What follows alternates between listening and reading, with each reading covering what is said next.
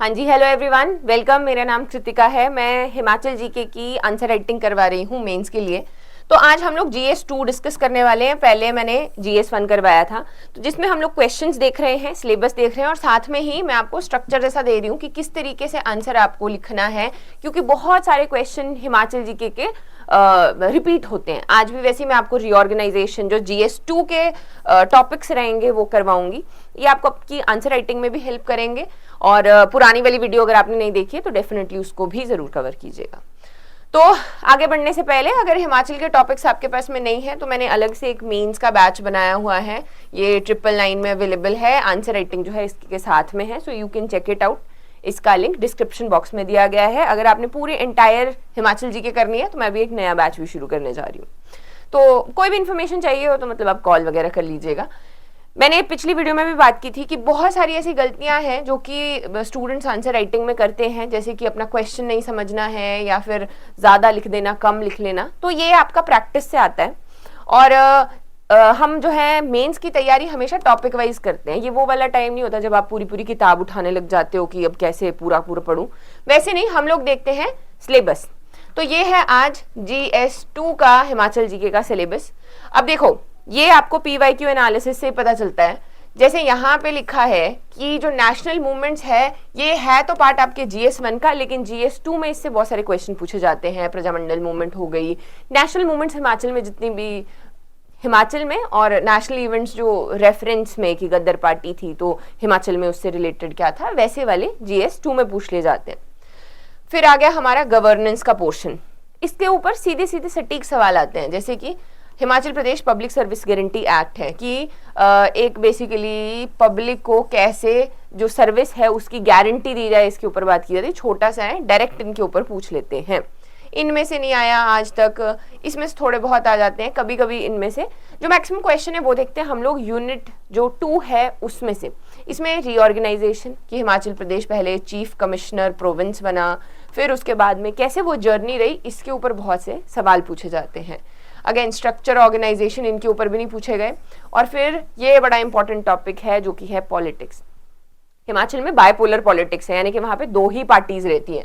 तो इसमें से तो एक पेपर में 3-3 क्वेश्चन भी आए हुए हैं कि जीएस 2 का जो पेपर है उसमें 3 क्वेश्चन पॉलिटिक्स से ही डाल दिए, तो ऐसा भी हो जाता है। फिर आ गया हमारा लास्ट, इसमें साइबर क्राइम आ जाता है, ट्राइबल वेलफेयर एडमिनिस्ट्रेशन। पढ़ने होते हैं ये डेफिनेटली टॉपिक्स, लेकिन अगर पिछले कुछ सालों में अगर हम देखें, अब यहाँ पे देखो आप, क्वेश्चन नहीं आए हैं। साइबर क्राइम से एक क्वेश्चन आया था। ये जितने भी हैं 2016-17 के हैं, तो यहाँ पे बहुत क्वेश्चंस नहीं पूछे गए हैं। बट अगेन जीएस 2 का जो सेकंड यूनिट है वो हमारे लिए बहुत इंपॉर्टेंट हो जाता है। अब देखो एग्जाम्पल दे रही हूँ मैं आपको। यहाँ पे ये है reorganisation and politics of statehood. यहाँ पे अगर आप क्वेश्चन रिपीटेशन देखोगे तो trace the journey of Himachal Pradesh, यहाँ पर ये आ गया journey of Himachal Pradesh, journey of Himachal Pradesh, तो ये आ गया जर्नी ऑफ हिमाचल प्रदेश। 4 बार क्वेश्चन आया है, ये करके जाना है। तो एक एक क्वेश्चन हम लोग उठाएंगे। एक मैं आपको पॉलिटिक्स का बताऊंगी और एक हम लोग इससे शुरुआत करेंगे। अब देखो इतनी बार आया है, इसमें हमें बताना क्या है कि हिमाचल की ना कुछ इस तरीके की जर्नी रही है। अब इस क्वेश्चन को आप खींच लो चाहे जितना मर्जी, लेकिन वर्ड्स के अंदर रहने के लिए आपको बांटना पड़ेगा, क्योंकि अगर आप चीफ कमिश्नर प्रोविंस के बारे में लिखने लगो, इसमें भी चीजें डाली जा सकती है, हर एक में चीजें आ सकती है। तो सबसे पहले इंट्रोडक्शन से हम लोग शुरुआत करेंगे कि देखो हिमाचल प्रदेश जो है वो ऐसा स्टेट है जिसकी जर्नी फ्यूडलिज्म से कॉन्स्टिट्यूशनल गवर्नेंस की तरफ बढ़ रही है। यानी कि पहले यहाँ पर प्रिंसली स्टेट्स हुआ करते थे, राणाज जो हैं उनके रूलर यहाँ पे रहते थे, डायनेस्टिक सक्सेशन था, वही लोग रूल करते थे। वहां से लेके ब्रिटिशर्स आए और उसके बाद में ये जो आपका स्टेटहुड है, स्टेटहुड नहीं भी बोलेंगे तो डेमोक्रेसी के लिए हम लोगों ने मांग की यहाँ पर। तो यहाँ से ये शुरुआत हुई एंड इसकी जर्नी में ये नीचे ये स्टेप्स रहे हैं, जिसमें आप इनका जो मेंशन है वो करेंगे कि आप इसके बारे। और याद रखना है कि हाईलाइट होना चाहिए। अगर आप टेबल नहीं बना रहे हो तो अगर आपने चीफ कमिश्नर प्रोविंस लिखा तो उसको हाईलाइट किया, फिर वहां पे लिखा बाद में जाके कि हिमाचल जो है इतने पे ये बना। फिर उसके बाद हमारे पहले चीफ कमिश्नर जो हैं वो एनसी मेहता बने, फिर पेंड्रिल मून आए। तो ऐसे करके जो है आप यहाँ पर चीजें लिखेंगे, फिर सेकंड स्टेप पे मूव करेंगे, ऐसे ऐसे करके आप बढ़िया से एक आंसर एक बारी लिख लोगे इस आंसर को तो ये पक्का हो जाएगा। अब हमें अपने आंसर को कंक्लूड करना है।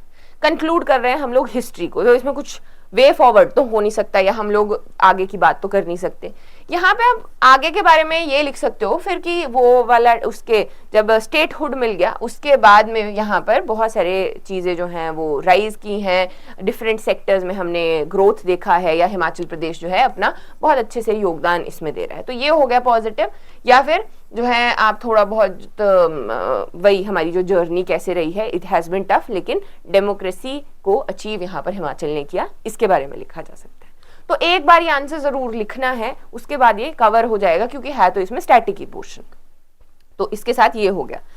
अब सेकंड क्वेश्चन जो मैं करवाऊंगी ये है role of socio economic factors in the evolution of bipolar politics. मैंने एक बड़ा इजी सा एक लेक्चर लिया था, इसको देखना चाहते हो तो आप देख सकते हो, क्योंकि मैं अभी पढ़ा नहीं रही हूँ, मैं सिर्फ आपको आंसर राइटिंग सिखा रही हूँ।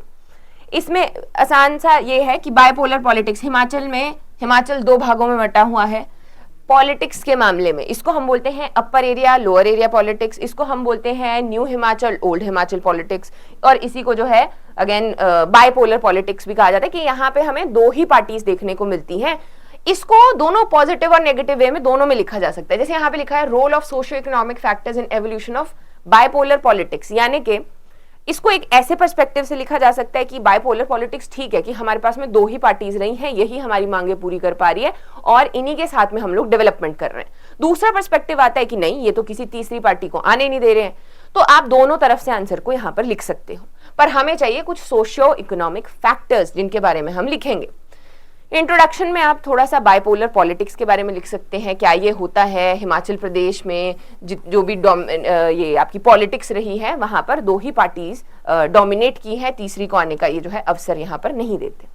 फिर अब हमें ये क्या चाहिए, ये है कनेक्टर जोड़ेगा आपकी बॉडी को और इंट्रोडक्शन को, कि ये जो पॉलिटिकल सिस्टम है ना यहाँ पर ये शेप हुआ है बहुत सारे सोशियो इकोनॉमिक फैक्टर्स से जो कि कुछ नीचे दिए गए हैं। तो ऐसे करके आपने अपनी इंट्रोडक्शन लिखनी है। अब फैक्टर्स पे आए तो ये तो मैंने पढ़ाया हुआ, ये इसको आप डिटेल में लिख सकते हो कि सोशल स्ट्रक्चर कैसा था। जो ऊपर वाली है, ऊपर वाला जब मैं बोलती हूँ अपर हिमाचल बोलती हूँ, वहाँ पे हॉर्टिकल्चर काफ़ी ज़्यादा राइज करता है, इकोनॉमिकली वो ज़्यादा है। जब हम लोग लोअर हिमाचल की बात करते हैं तो वहाँ पे क्या देखने को मिलता है हमें, वहाँ पे ज़्यादा आपकी जॉब्स हैं, एम्प्लॉयमेंट है, वैसे वाला है। रादर ऊपर हम लोग बिजनेसेस या आपका जो हॉर्टिकल्चर एग्रीकल्चर है वो हॉर्टिकल्चर यूजुअली जो है ज़्यादा देखते हैं। रीजनल डाइवर्सिटी हो गई कि नीचे जब हम कांगड़ा ऊना वाली साइड देखते हैं तो वहाँ पर अपना कल्चर है जो कि प्लेन्स के साथ में मैच करता है। ऊपर आते हैं तो हमें थोड़ा ज़्यादा ऐसे इंटीग्रल उनका अपना ट्रेडिशनल कुछ वैल्यूज़ हैं। तो इन्हीं के बेसिस के आधार के ऊपर जो पॉलिटिकल पार्टीज हैं वो दो भागों में बट गई हैं कि एक जो है वो अपर एरिया को सपोर्ट करते हैं, लोअर को करते हैं, या फिर ऐसा लिख सकते हो कि सब लोग अपनी नीड्स को देखते हुए ही पार्टी को यहाँ पर चूज करते हैं। इन्हीं दो पार्टीज को यहाँ पर चुनाव किया जा सकता है। तो अगेन क्वेश्चन आप अपने तरीके से यहाँ पर मोल्ड इसमें कर सकते हैं, लेकिन आपको 2-3 फैक्टर्स जो है वो आने चाहिए। फिर आ जाते हैं हम लोग, again you can write a conclusion एक बढ़िया सा कि बायपोलर पॉलिटिक्स जो है वो कंटिन्यू हो सकती है जब तक लोगों का ध्यान विकास की तरफ है, लोकल इश्यूज की तरफ है, तब तक इस चीज से कोई प्रॉब्लम नहीं है।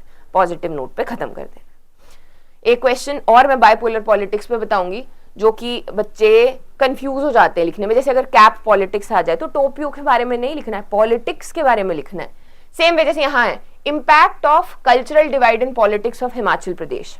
अब कल्चर का फर्क तो है ही, जब हम अपर हिमाचल लोअर हिमाचल बोल रहे हैं, ओल्ड हिमाचल न्यू हिमाचल बोल रहे हैं, फिर हम लोग बोल रहे हैं कि ये हॉर्टिकल्चर वाले लोग रहते हैं, अपर लोअर है, अपर ये हॉर्टिकल्चर वाले हैं, ये एग्रीकल्चर वाले हैं, और ऐसे करके इनका अपना। यहाँ पर जो है हम लोग बुद्धिज्म भी देखते हैं अपर हिमाचल में। नीचे जो है हमें ज़्यादा हिंदू कास्ट देखने को, हिंदू रिलीजन जो है वो देखने को मिलता है। तो कल्चरल डिवाइड तो है, पर अब आप ये टेबल नहीं बनाओगे क्योंकि ये नहीं पूछा। यहाँ पे पूछा है इम्पैक्ट क्या है, डिस्कस द इम्पैक्ट, क्या फर्क पड़ रहा है इससे फर्क पड़ रहा है कि डेवलपमेंट नहीं हो पा रही है, लोगों का ध्यान कहाँ पर है, पॉलिटिक्स के ऊपर है, शॉर्ट टर्म गोल्स लेके चले हैं। ठीक है, तो अब कल्चरल डिवाइड सबसे पहले थोड़ा सा बताएंगे हम लोग कि यहाँ पे और यहाँ पे क्या क्या डिफरेंस है कल्चर का। तो हम लोग वहां से शुरुआत कर सकते हैं इंट्रोडक्शन में कि हमारा जो कल्चर है वो उसका काफी ज्यादा इम्पैक्ट रहता है पॉलिटिक्स के ऊपर। लाहौल एंड स्पीति, वही शिमला पर पार्ट्स किन्नौर, इनका अलग है, इनका अलग है, बेसिक सी चीजों में लेके जाते हैं तो वहां पर भी। अब बोला इससे जो है सब रीजनल आइडेंटिटी निकल कर आती है और जो पॉलिटिकल डिवाइड है वो इसकी वजह से हम देखते हैं, और उसके इम्पैक्ट जैसा मैंने आपको बताया कि दो पार्टीज रहती हैं, आप कुछ भी लिख सकते हो यहाँ पे, थर्ड पार्टी को आने का मौका नहीं मिलता है। फिर हम लोग इसके बारे में बात कर सकते हैं कि डेवलपमेंट के ऊपर बात करने के बजाय लोगों की लॉयल्टी किसी पार्टी के साथ जुड़ जाती है, जैसे हम लोगों ने एग्जाम्पल्स दिए यहाँ पर, तो ये भी आप दे सकते हैं। ठीक है, ये लिखेंगे, लास्ट में इसको खत्म करेंगे कि कल्चरल, आप इसको यूनिटी इन डाइवर्सिटी की तरफ भी लेके जा सकते हो, या रीजनलिज्म जो है वो बहुत स्ट्रांग है, इसके ऊपर भी ले जाया जा सकता है। तो अगेन मेरा पॉइंट ये है कि आप यहाँ पे बच्चों ने, जितने भी बच्चों ने आंसर लिखा, उन्होंने क्या किया, उन्होंने ये वाली कथा कहानी लिख दी कि लोअर अपर क्या होता है, ये नहीं लिखना, यहाँ पे इम्पैक्ट पूछा है। और ये अगर आएगा क्वेश्चन तो ये 150 वर्ड्स में आएगा, इसमें पॉइंट्स बनाने की जरूरत नहीं, बहुत बड़ा पॉइंट ना हो आपके पास में, लेकिन आप उसको पैराग्राफ फॉर्मेट में लिखिए। तो आज के लिए बस इतना ही, और मेंस की टेस्ट सीरीज चल रही है ऑलरेडी, जिसमें इवैल्यूएट किए जा रहे हैं बच्चों के आंसर। सो अगर आप भी करवाना चाहते हैं, डेफिनेटली ज्वाइन देम। और आंसर राइटिंग का एक ही रूल है कि लिखिए आप, जब तक आप लिखते रहेंगे आप में इंप्रूवमेंट होती रहेगी, पढ़ के आंसर राइटिंग नहीं आती है। ठीक है, और कोई इन्फॉर्मेशन रहेगी डिस्क्रिप्शन बॉक्स में नंबर दिया गया है। I wish you all the very best.